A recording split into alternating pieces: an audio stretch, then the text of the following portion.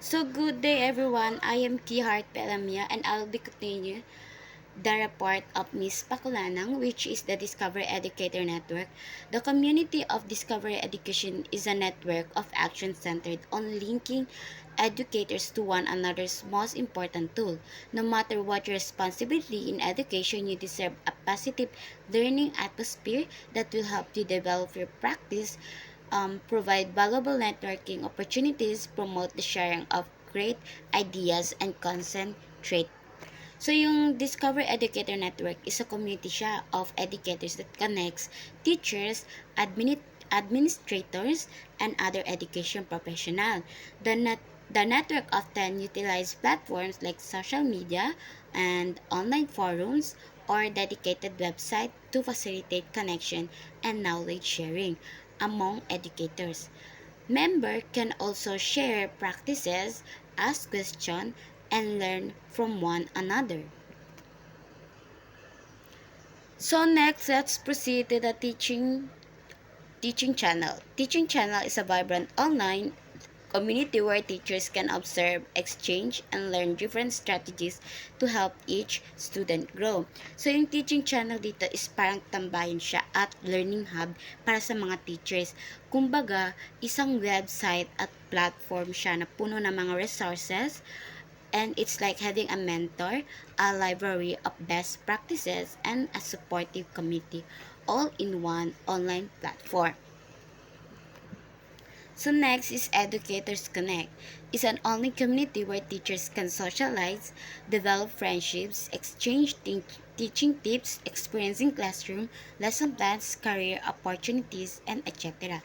So this one is also an online community, but it seems to focus more on teachers getting to know each other, and they can make friends, share on tips how to teach, talk about their experiences in the classroom, share lesson plans, and even find out about a job opportunities. Next is Edudamic. Edudamic covers up-to-date research, news, and educators tools. This looks like a website that gives a teachers the latest research, news, and tools that can help them in their work. Next is Better Lesson.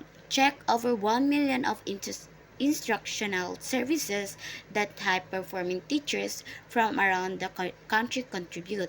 You can find full lesson plans and modules along with a wide range of innovative educational materials, and you can also incorporate your tools for instruction. So this one having over 1 million instructional resources from good teachers all over. This means you can find a lot of stuff there. These aren't just any material. They come from teachers who are known to be really good at what they do. And also, you can find complete lesson plans and modules there. So next is a teacher tube. It's an online community for the educators and others who wish to share teaching videos. Members will rate the videos and participate in group forum discussions. Think of it as a YouTube for teachers, for a teachers only, ha? And it's an online community where educators and others can share and watch teaching videos about teaching videos lang. And also it's a place to find and share visual resources for teaching and learning and to connect with others. So that's all for all my topic. Thank you. By the way, I'm Kia Hart Elamia. Good morning, everyone. I am Miss Lang. I'm the one who continued the report of Miss Kia Hart. The next is Athena. So, Athena is a teaching channel. It's a vibrant online community where teachers can observe, exchange, and learn different strategies to help students grow. So, yung Athena is one of the learning teaching of the teachers. So, dito sila kumukuha ng mga informasyon para ma-enhance yung pagtuturo nila sa mga students.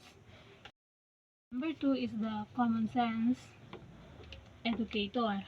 So, common sense educator form a group of like-minded people believe in the power of the learning transformations technology and believe that digital citizenship is an integral cornerstone of effective digital teaching. So, yung common sense educator is it is the for teachers like yung mga common sense is like dito sila kumukuha ng mga information kung educator innovator. So, educator innovator offer an online form for education and organizations that support open learning and exemplify linked learning through their passions and spirit. So, dito sa educator innovator of is one of the learning teaching also for the teachers. So, dito sila kumukuha ng mga informations. So, dito nag-enhance yung mga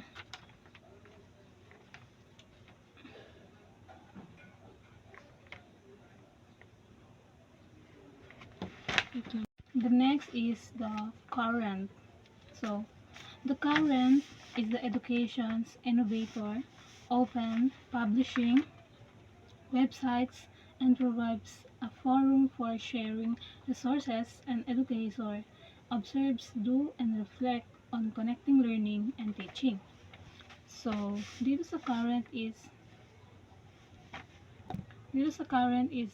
the kind of online teaching. So, kahit sa online, may nagaganap pa rin na learning. The collaborations of students with the teachers. So, the last one is the teaching channel. So, the teaching channel video resources designed to improve teacher professional development through observations in the classroom and online collaboration. So, dito sa teaching channel is it's kumbaga dito nagaganap yung mga collaborations with your students. And also it's nag-i-improve ito with the video. Like for example, sa garments nag-drop ng pattern. So which is need natin makita sa video, which is like for example sa YouTube magsa-search tayo how to drop the pattern.